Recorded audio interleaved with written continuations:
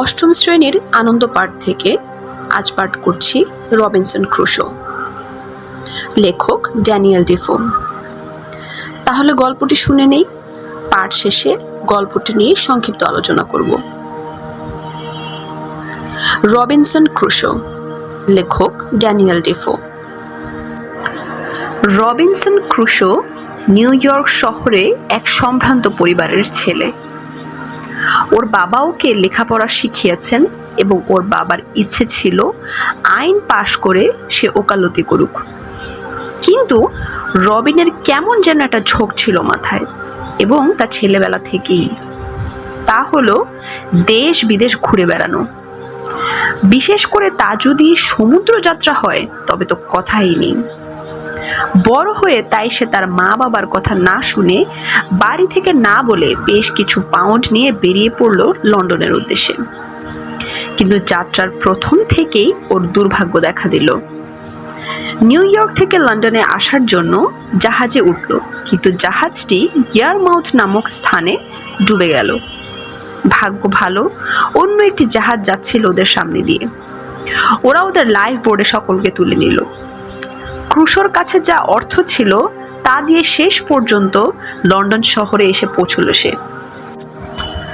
লন্ডনে আসার কদিন পরে জাহাজ মালিকের সঙ্গে তার পরিচয় হলো। ভদ্রলোক জাহাজের ব্যবসা করেন এবং এ কারণে প্রায় তিনি গিনি উপকূলে যাতায়াত করেন। একদিন তিনি রবিনসনকে বললেন, তুমি যদি কিছু মণিহারি মালামাল নিয়ে আমার জাহাজে করে গিনি উপকূলে যাও তাহলে মোটা অঙ্কের টাকা লাভ করতে পারবে। রবিনসন এই ধরনের কিছু একটাই করতে চেয়েছিল। তাই সে লন্ডনে বসবাসরত তার কিছু আত্মীয় স্বজনের কাছ থেকে কিছু পাউন্ড ধার করল এবং সে পাউন্ড দিয়ে কিছু প্লাস্টিকের খেলনা, কিছু পুঁতির মালা এবং আরও এমন কিছু কিনল যা ওই অঞ্চলের লোকজন পছন্দ করবে। এবার ঈশ্বরের নাম নিয়ে গিনির পথে সমুদ্র যাত্রা শুরু হলো। প্রথম যাত্রাতে ওর মোটামুটি ভালোই লাভ হলো। অঙ্কের হিসাবে 5 পাউন্ডের জিনিস সে বিক্রি করতে 20,000 পাউন্ড লাভ করেছে। এবার ওর আনন্দ দেখে কে? লাভ হলো দুরকম।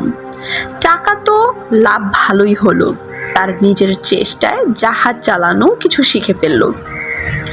অবশ্য অল্পতে বেশি লাভের আশায় গিনিতে পরবর্তী যাত্রায় কি ঘটেছিল এবার তার বর্ণনা।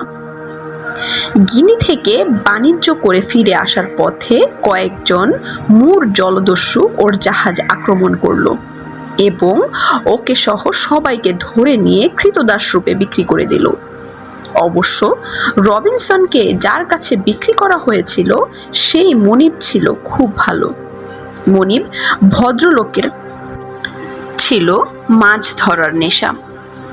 মাছ কি করে ধরতে হয় রবিন তা ভালো করেই জানত, এবং সেই একটি মাত্র কারণে রবিন মনিবের আরো বেশ প্রিয় হয়ে উঠল। যা হোক, রবিনসন তার মাথা থেকে পালিয়ে যাবার ইচ্ছেটা বাদ দেয়নি। অবশ্য পালিয়ে যাবার পথটা কিছুতেই ঠিক করতে পারছিল না। প্রায় বছর 2 পরে ওর একদিন সুযোগ হলো পালানোর।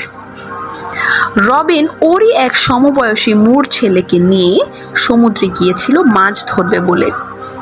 কৌশল করে নৌকাটা একটু গভীর সমুদ্রে নিয়ে মুর ছেলেটিকে ধাক্কা মেরে ফেলে দিল সমুদ্রে, আর ভয় দেখালো ফিরে না গেলে গুলি করে মারবে।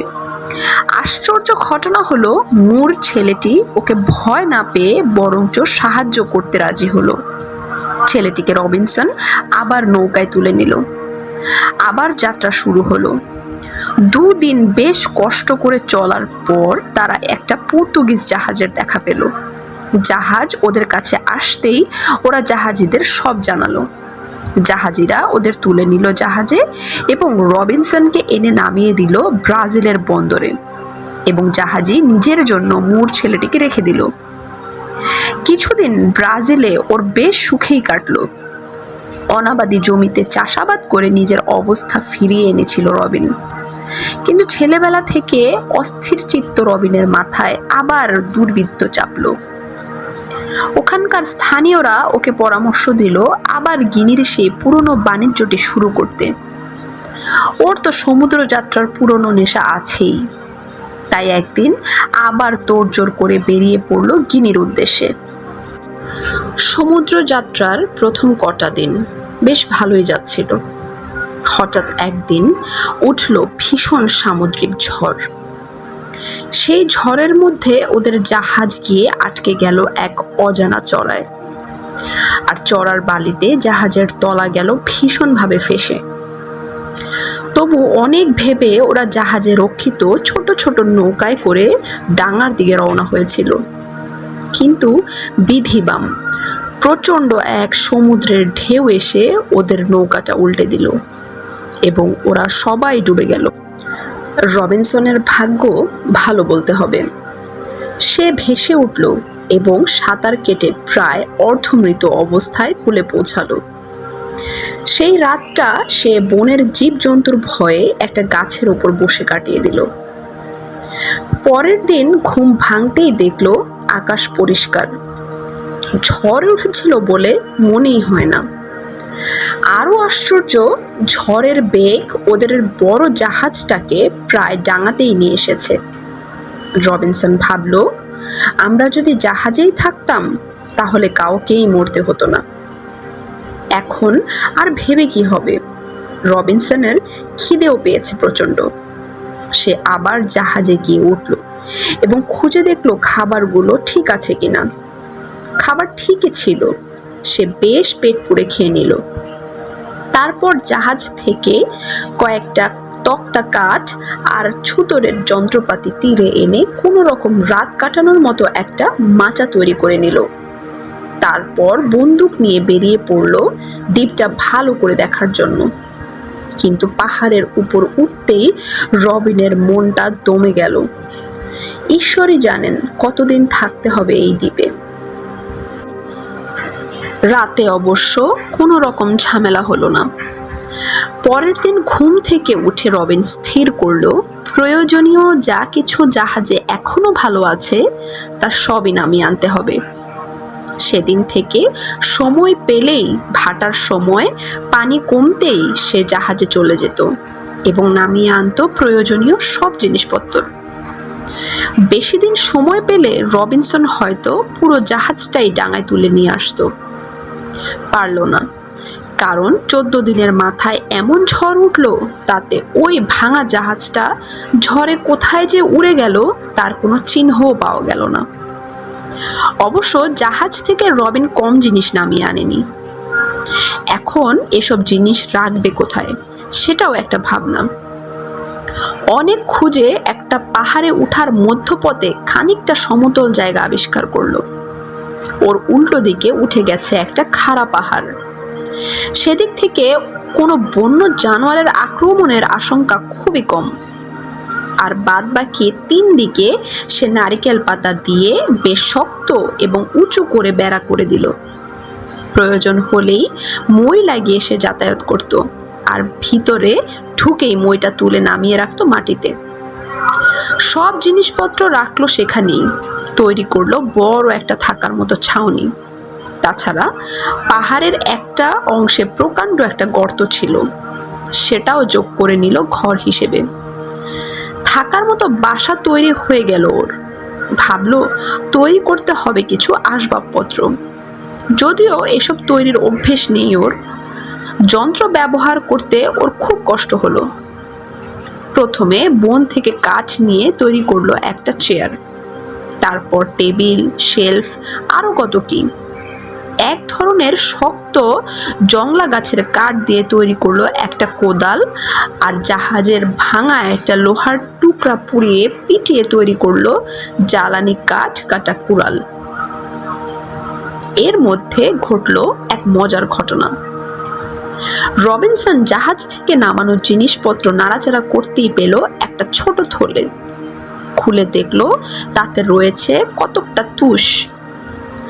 থলেটা ওর দরকার ছিল বিভিন্ন কারণে, তাই ঘরের বাইরে এসে তুষগুলো মাটিতে ফেলে দিল। এর কিছুদিন পরেই নামলো বর্ষা এবং বৃষ্টি।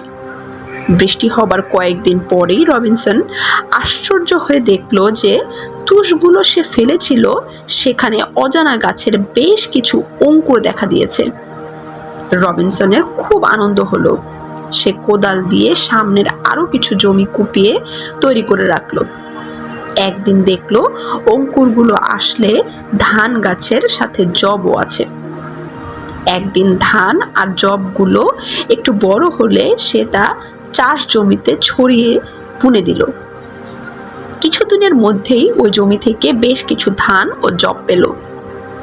এবার রবিনসনের ভাবনা, এগুলো মারাই কিভাবে? তাছাড়া চাই জাতাকল আর রুটি সেকবার জন্য তাওয়া। যাই হোক, বুদ্ধিমান রবিন শক্ত কাঠ দিয়ে জাতা তৈরি করলো আর নরম মাটির থালা মতো পিটিয়ে আগুন পুড়িয়ে তৈরি করলো তাওয়া। এবার বড় সমস্যা হলো পোশাকের। জাহাজে যা ছিল তাতে আর কতদিন চলে? সেই বনে তো আর যাই হোক পোশাক তৈরির কোনো কিছু পাওয়া যাবে না। তখন আবার নতুন বুদ্ধি আটলো রবিন। ঘরে রাখা ছিল বেশ কিছু শুকনো ছাগলের চামড়া। সে ওই চামড়া দিয়েই লজ্জা ঢাকার মতো পোশাক তৈরি করে নিল। গাল ভর্তি দাড়ি, গোঁফ আর তার উপর ছাগলের চামড়ার পোশাক। যা একখানা চেহারা হয়েছে রবিনসনের! ওভাবে দেখলে ওর স্বজাতি হয়তো অজ্ঞান হইতো, অথবা ধরেই নিত রবিনসন পাগল হয়ে গেছে। রবিনসনের আরো একটা মজার কথা হলো, পৃথিবীর সাথে সম্পর্কহীন এক দ্বীপে বাস করলো সে। দিন, মাস, বছরের হিসাব ঠিক ঠিক রেখেছিল। যেদিন রবিনসনের নৌকাডুবি হয় সেদিন তারিখ ওর জানা ছিল। তারপর থেকে রবিন প্রতিদিন পাহাড়ের গায়ে পরপর তারিখ লিখে ক্যালেন্ডার তৈরি করে রেখেছিল। প্রত্যেক দিন সকালে উঠে একটা করে তারিখ কেটে দিত সে, ঠিক বর্তমানের ডেট কার্ড বদলানোর মতো। এভাবেই রবিনসনের দিনের পর দিন কাটতে লাগলো। রবিনসন ওই দ্বীপের মুকুটহীন রাজা। যত দূর দৃষ্টি যায় সবটাই ওর রাজত্ব। রবিনসন যখন খেতে বসতো তখন ওর সব কুকুর বেড়াল বসতো চারপাশে। তা দেখে মনে হতো রবিনসন রাজা আর ওরা সব যেন প্রজা। প্রজারা যেন ওর করুণা প্রত্যাশী।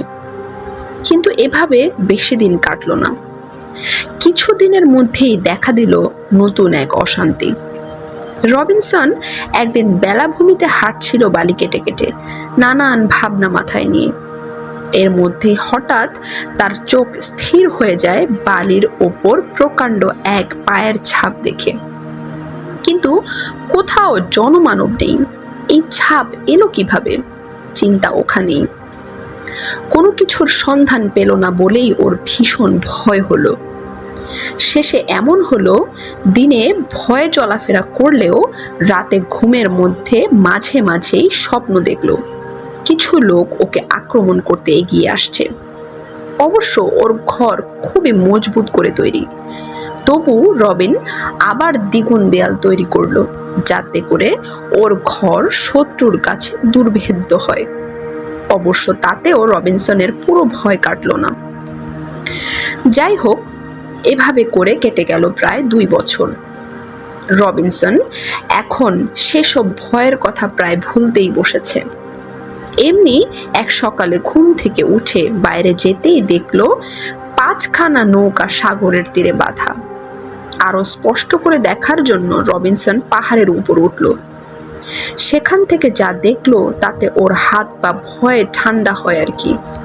রবিনসন দেখলো প্রায় 30 লোক বিরাট এক আগুনের কুণ্ডলীর দিকে ঘুরে ঘুরে নাচছে এবং বিদঘুটে আর বিভৎস রকমের চিৎকার করছে। একটু পরেই ওরা 2জন লোককে ওদের সেই নৌকা থেকে টানতে টানতে তীরের বালিতে নামিয়ে নিয়ে এলো। একজনকে তো সাথে সাথেই মেরে ফেললো, আর অন্যজন ওদের একটু অসাবধানতার সুযোগ পেয়ে দৌড় দিল। 3জন লোক ছুটলো ওর পিছু পিছু ওকে ধরতে, কিন্তু লোকটি ছুটছে প্রাণের দায়ে। তার সাথে ওরা পারবে কেন? ওই লোকটি সোজা ছুটে আসছিল। রবিনসন ঝোপের আড়ালে লুকিয়ে বসে সব দেখছে। প্রথমে ওর ভীষণ ভয় হয়েছিল, কিন্তু যখন দেখলো ওদের মধ্যে একজন ফিরে যাচ্ছে, তখন রবিনসন বাকি দুইজনের হাত থেকে ওকে বাঁচাবে স্থির করলো। ওর হাতে ছিল বন্দুক, মধ্যে একটা লোক। রবিনসনের নাগালের মধ্যে আসতেই কষে দিল এক ঘা। সে অজ্ঞান হয়ে পড়ল। অন্যদিকে অন্য লোকটি রবিনসনকে নিশানা করে তীর ছুটতেই দেখে বাধ্য হয়ে সে গুলি করলো। দ্বিতীয় লোকটি মারা গেল। যারা তিনজন এসেছিল ওদের তো ব্যবস্থা ভালোই হলো, কিন্তু রবিনসনের বন্দুকের গুলির শব্দ শুনে এবার যাকে সে বাঁচালো সেই উঠে ভয় দিল ভোঁদুর। অতি কষ্টে রবিন ওকে দৌড়ে ধরে আনলো এবং তার ভয় ভাঙিয়ে দিল। তখন লোকটি বারবার ওর পায়ে ধরে কৃতজ্ঞতা জানালো। রবিনসন ওকে এবার নিজের বাড়িতে নিয়ে গেল, কিছু খেতে দিল, তারপর বিছানা দেখিয়ে বলল ঘুমাতে। লোকটি ভয়ে ক্ষুধায় তৃষ্ণায় প্রায় আধমরা হয়ে গিয়েছিল। এবার ঘুমিয়ে একটু সুস্থ হয়ে উঠেই আবার সে রবিনসনের পা নিজের মাথায় রেখে ওদের প্রথা মতো বশ্যতা মেনে নিল। এই পুরো ঘটনাটাই ঘটেছিল ইংরেজি ফ্রাইডে মানে শুক্রবারে। তাই রবিনসন ওর নাম রাখলো ফ্রাইডে। এতদিন বেচারা রবিনসন ছিল একা দ্বীপবাসী। এবার তার দোসর হলো। ফ্রাইডে কথা বলতে জানতো না।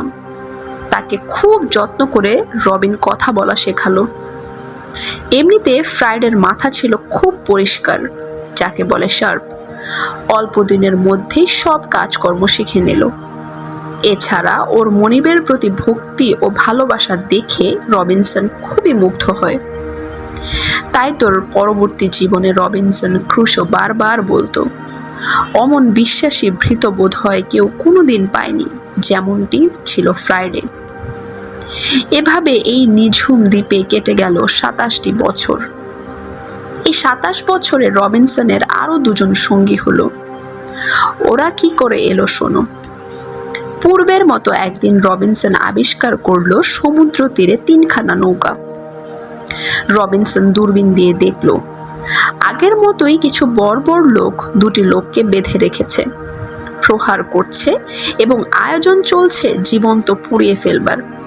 তখন রবিনসন আর ফ্রাইডে বন্দুক নিয়ে তাদের আক্রমণ করলো। এতে মাত্র 4 জন ছাড়া সবাইকে মেরে ফেললো ওরা দুজনে। বাকি 4 জন আধমরা অবস্থায় কোনো রকমে ওদের এক নৌকা নিয়ে পালালো। ফ্রাইডে এবং রবিনসন তখন বন্দি দুজনের হাত পায়ের বাঁধন খুলে দিয়ে সুস্থ করে তুলল। এদের একজন স্পেন দেশের লোক আর অন্যজন ফ্রাইডের স্বজাতির। ফ্রাইডে কিন্তু তাকে দেখেই চুমুতে গাল ভরে ফেলল, অস্থির করে তুলল লোকটিকে। কিন্তু পরে জানা গেল লোকটি আসলে ফ্রাইডের বাবা। ওরা একটু সুস্থ হয়ে উঠলে ওদের কাছ থেকে রবিনসন জানতে পারল ডাঙার কাছেই একটা জাহাজডুবি হয়েছে। তাতে কয়েকজন স্প্যানিশ এবং কয়েকজন পর্তুগিজ ছিল যাদের ধরে নিয়ে গেছে। এদিকে তাদের না আছে অস্ত্র, না আছে কোনো যন্ত্রপাতি। রবিনসন ওদের সব কথা শুনে নিজের দ্বীপে নিয়ে আসার ব্যবস্থা করতে সম্মত হলো, কিন্তু শর্ত হবে যে তারা এখানে সবাই রবিনসনের বশ্যতা স্বীকার করে নেবে এবং কখনো কেউ রবিনসনের বিরোধিতা করবে না। এই শর্তের কারণটাও রবিনসন ওদের বুঝিয়ে বলল। তা হলো, মানুষের সাধারণত স্বভাব হচ্ছে এমন বিপদের সময় সে উপকার করে, বিপদ কেটে গেলে উপকারীর অপকার করতে ওই মানুষের মনে বাধে না। এই ক্ষেত্রে বনের পশু বরং উত্তম প্রাণী। রবিনসন আর ফ্রাইডে ওদের দ্বীপ থেকে ডাঙায় আনার জন্য একটা নৌকাতে ছাউনি তৈরি করলো, সাথে রাখলো খাবার পানি। তারপর সেই নৌকা করেই ফ্রাইডের বাবা আর স্প্যানিশ খালাসিটিতে ওই অভাগাদের উদ্ধারে যাত্রা করলো। আরো কিছুদিন পরে একদিন ফ্রাইডে এসে রবিনসনকে খবর দিল দূরে আবারও একটি জাহাজ দেখা যাচ্ছে। রবিনসন খবরটা পেয়ে বেশ খুশি হলো, তবে মনের সন্দেহ দূর করতে কি উদ্দেশ্যে জাহাজটি এদিকে আসছে বুঝতে না পেরে আড়াল থেকে ব্যাপারটা পরখ করতে লাগলো। ভাবখানা এই, দেখা যাক কি হয়? জাহাজ তীরের কাছে এসে নোঙর ফেলল। তারপর ওই জাহাজের লোকেরা নৌকা করে এসে নামলো দ্বীপে। আরো একটু সতর্কভাবে দেখে রবিনসন বুঝতে পারলো ওরা সবাই শ্বেতাঙ্গ, ইংরেজ ওর স্বজাতি। আর এই দলের 3 জন লোকের হাত পা বাঁধা, ওরা বন্দী। যাই হোক, নৌকার লোকগুলো ওই 3 জনকে চড়ায় ফেলে দ্বীপের ভেতর ঢুকলো। আর সেই ফাঁকে রবিনসন ওদের বন্দিত্বের কারণটা জেনে নিল। ওরা বুঝতেই পারছিল না ওরা কোন জাতির লোক, কারণ কেউ এই কথার উত্তর দিচ্ছিল না। অবশ্য শেষে বুঝতে পারলো ওরা রবিনসনেরই স্বজাতির। তাই তারা জানালো জাহাজের খালাসিরা ষড়যন্ত্র করে ক্যাপ্টেন আর মেটদের বন্দি করেছে। ওদের ইচ্ছে ওদের এই নিঝুম দ্বীপে ফেলে জাহাজ নিয়ে পালাবে। রবিনসন ও ফ্রাইডে তাড়াতাড়ি ওদের বাঁধন খুলে দিল এবং 3 জনের হাতে 3টি বন্দুক দিল আত্মরক্ষার জন্য। তারপর 5 জন মিলে ওদের খুঁজে বের করলো। পুরো যুদ্ধের মতন আক্রমণ করলো। ওই দুষ্টু দলের চাইছিল 2 জন। প্রথমেই তাদের মেরে ফেলাতে সমস্ত ব্যাপারটা খুব সহজ হয়ে গেল। আর বাকিদের যারা ছিল তারা সবাই রবিনসনের কাছে আত্মসমর্পণ করলো। ক্যাপ্টেন তখন ওই 3 জনের সাহায্যে তাদের বন্দি করে ফেলল। রবিনসন ক্রুশোর জন্য শুধু তাদের প্রাণী বাঁচালো না, জাহাজটি পর্যন্ত ফিরে পেল। আর সে কৃতজ্ঞতায় ওরা রবিনসনকে দেশে ফিরিয়ে নিয়ে যেতে চাইল।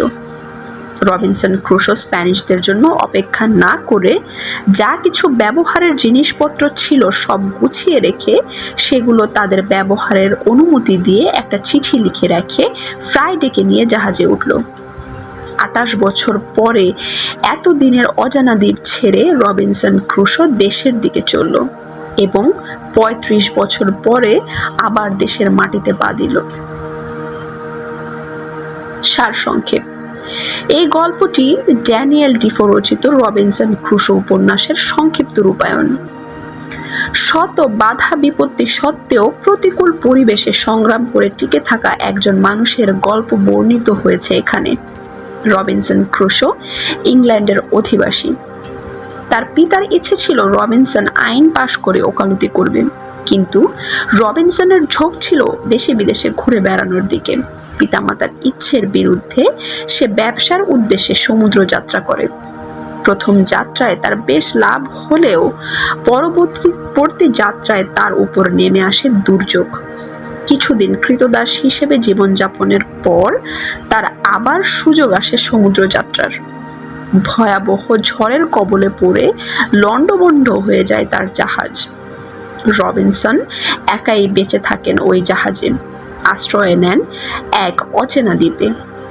সঙ্গীহীন অবস্থায় কাটিয়ে দেন বছরের পর বছর। সাংসারিক জীবনের কিছুই না জানা রবিনসন পটু হয়ে ওঠেন নানা কাজে। ঘটনাচক্রে তার জীবনে আসে এক ভৃত্যের নাম রাখেন ফ্রাইডে। একদিন এক ব্রিটিশ জাহাজ ভিড়ে ওই দ্বীপে। সে জাহাজের ক্যাপ্টেনকে প্রাণে বাঁচায় রবিনসন। সদাশয় ক্যাপ্টেন তার জাহাজে ইংল্যান্ডে ফিরে যাবার জন্য রবিনসনকে অনুরোধ করেন। ঘটনাবহুল এবং রোমাঞ্চকর এক জীবন কাটানোর পর অবশেষে রবিনসন ক্রুশো তার নিজ দেশের উদ্দেশ্যে রওনা দেন। 35 বছর পর নিজ দেশে ফিরে আসেন। অনেক বাধা বিপত্তি সত্ত্বেও রবিনসন সমুদ্র ভ্রমণ উপভোগ করেন। তথ্যভিত্তিক এবং শিক্ষামূলক ইউটিউব চ্যানেল বইপড়িতে আপনাকে স্বাগতম। আপনার পছন্দ অনুযায়ী সাজানো হয়েছে আমাদের প্লেলিস্ট।